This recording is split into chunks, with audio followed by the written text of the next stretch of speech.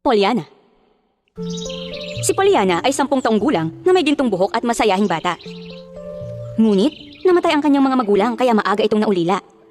Nakatira siya sa bahay ampunan. Ito na ang nagsilbi niyang tahanan.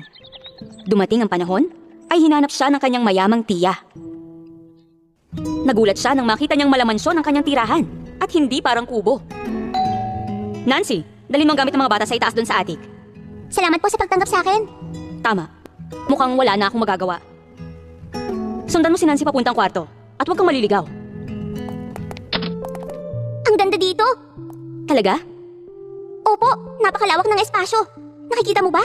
Tanaw dito sa bintana ang labas. Binigay ni Tia ang pinakamagandang kwarto. Tanaw mo nga dito ang mga bagay sa labas.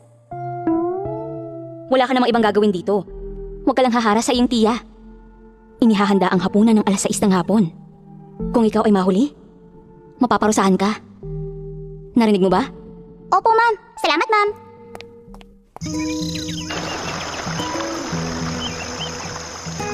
Ang ganda ng bahay na ito. Siguradong magugustuhan ito ni Inay at Itay. Ang oras ay 6:02 na. Pollyanna, nasan ka na? Pollyanna! Pollyanna! Nagsisimula na ang hapunan. Kapag nahuli ka ng iyong tiya, ay tiyak malalagot ka. Pasensya na po, hindi ko napansin ang oras. Ang ganda-ganda kasi po talaga dito. Late ka na. Napansin ko po na ang gaganda ng mga bulaklak at ulap sa labas. Napansin niyo rin po ba na ang ganda ng araw? Wala akong pake. May batas tayo dito. Hindi pinansin ni Pollyanna ang sinabi ng tiya at kumain na ito. Masarap na kumain si Pollyanna, ngunit ang kanyang tiya ay walang gana. Dinala niya ito sa kwarto niya sa attic at sinarado niya ito. Dito ka lang hanggang bukas. Kailangan ay matuto ka ng tamang asal. Kinandado ng kanyang tiya ang pinto at iniwanan si Pollyanna sa kanyang kama. Nalungkot ito. Oh, nanay. Oh, tatay. Namimiss ko na kayo. Hindi nakikita ni Tia ang ganda ng nasa paligid niya. Nakikita lamang niya ay ang mali. Sana ay nandito kayo para tulungan ako. Nabaling ang tingin ni Pollyanna sa labas. Napakaganda ng gabing iyon. Sumilip siya sa bintana habang nakatingin sa mga bituin at bulaklak sa labas. Wow! Napakaganda! Parang nasa litrato. Ito talaga ang kailangan ko. Salamat, Nay, Tay. Kahit na mag-isa lamang ako sa silid na ito, ay nakikita ko pa rin ang ganda ng gabi. Mga bagay na gusto ko pong ginagawa. Susubukan kong ipakita kay Tia kung paano maging positibo sa buhay. Alam ko na. Ituturo ko sa kanya ang glad game. Kinaumagahan, nang buksan ni Nancy ang pintuan ni Pollyanna, ay nagtungo sila sa bayan upang mamili. Natuwa siya makakita ng mga tindahan at kumakaway ito sa mga tao. Ngunit, may isang taong napukaw ng kanyang tingin. Nakatayo lamang ito at nilapitan siya ni Pollyanna. Tatakbo itong lumapit sa Ginoo. Ako si Pollyanna. Anong pangalan mo? Mr. Pendleton. Masaya ako makilala ka, Mr. Pendleton. Ang ganda ng araw na ito para mamili, di po ba? Tama. Pollyanna, layuan mo siya.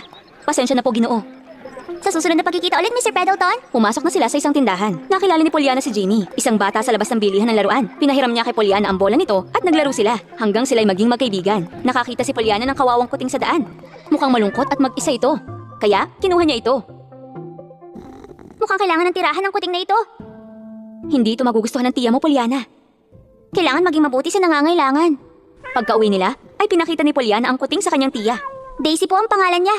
Bawal ang hayop sa loob ng bahay. Kadiri. Malungkot at gutom siya. Ilalagay ko siya sa attic para makita niya mga ibon sa labas ng bintana at nasinagan siya ng araw. Hindi mo mararamdamang andito siya. Kada linggo, ay sumasama si Pollyanna sa pamimili kay Nancy sa bayan. Lagi din itong nakikipaglaro kay Jamie. Naging matalik silang magkaibigan. Itinuro niya dito ang laro niyang glad game. Simple lang ang glad game. Anong rason bakit ka nalulungkot? Ganito.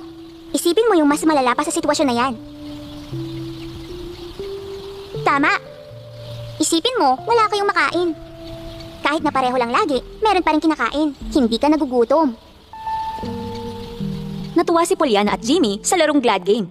Itinuro nga ni Pollyanna ang larong glad game sa mga tao sa bayan sa loob ng 2 linggo. Lahat ay natuwa sa pagkaporsigido niya. Isang araw ay ipinakilala niya si Jimmy sa kanyang tiya. Tia, ito po pala si Jamie. Pollyanna, bawal magdala ng pulubi dito. Nasaktan si Jimmy sa sinabi ng tiya ni Pollyanna, kaya umiiyak itong umuwi sa kanila. Jamie, saglit! Sinundan ni Pollyanna si Jamie. Tiningnan niya ang kalsada ng marahan, ngunit sa pagmamadali ni Pollyanna ay hindi na niya napansin ito. Tumakbo siya papunta kay Jimmy at may masamang nangyari. Nagtagal nga ng mahabang panahon si Pollyanna sa ospital. Kahit na nasa kama lang siya ay masigla pa rin siya. Itinuro rin niya sa mga nurses at doktor ang larong glad game at sila'y nagtatawanan. Tanging tiya lamang niya ang hindi nakakaalam ng larong ito. Pollyanna, paanong masaya ka sa kabila ng nangyari? Dahil po sa Glad Game. Hindi ko pa ito narinig. Ituturo ko sa'yo. Nakarating kay Mr. Pendleton ang nangyari kay Pollyanna at dumalaw agad ito sa ospital. Sa buong 2 linggo ay dumadalaw ito kasama ng tiya niya at ni Nancy. Lagi sila nagkukwentuhan ni Pollyanna hanggang may sabihin itong isang sikreto.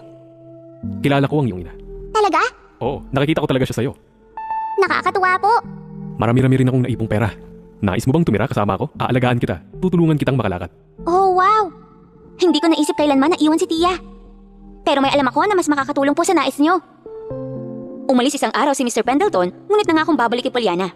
Sinabi ni Pollyanna ang nais ni Mr. Pendleton. Naiyak si Nancy at ang kanyang tiya nang malamang hindi sila iiwanan ni Pollyanna. Naiintindihan ko na ngayon, Pollyanna. Ikaw ay isang liwanag sa mundong puno ng ulap at ulan. Hindi kita pababayaan. Mahal ka namin. Salamat sa pagtuturo kung gaano kagandang mabuhay.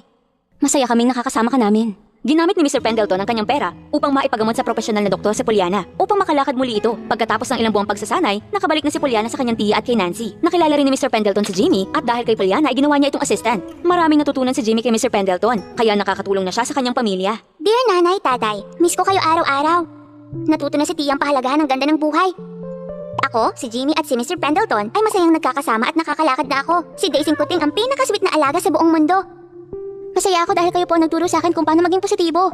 Kung hindi ako nawala ng kakayahan maglakad, ay hindi ko maiisip ang biyaya at ang pagkakataon na mag-isang nakakagalaw. Nagmamahal, ang iyong anak, Pollyanna. Wakas.